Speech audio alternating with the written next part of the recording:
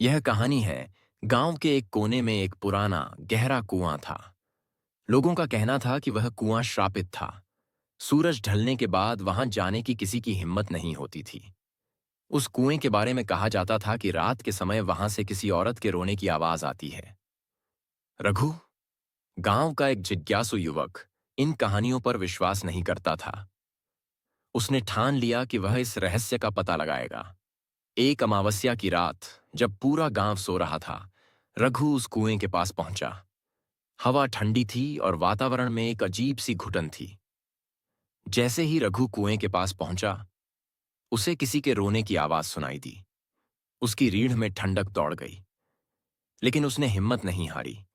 उसने आवाज का पीछा करते हुए कुएं के अंदर झांकने का फैसला किया। जैसे ही उसने टॉर्च की रोशनी कुएं के अंदर डाली, उसे लगा जैसे कोई काली छाया तेजी से उसकी ओर बढ़ रही है। डर के मारे रघु पीछे हटने लगा, लेकिन तभी उसे एक ठंडी हाथ ने पकड़ लिया। वह चीखने लगा, लेकिन उसकी आवाज कहीं खो गई।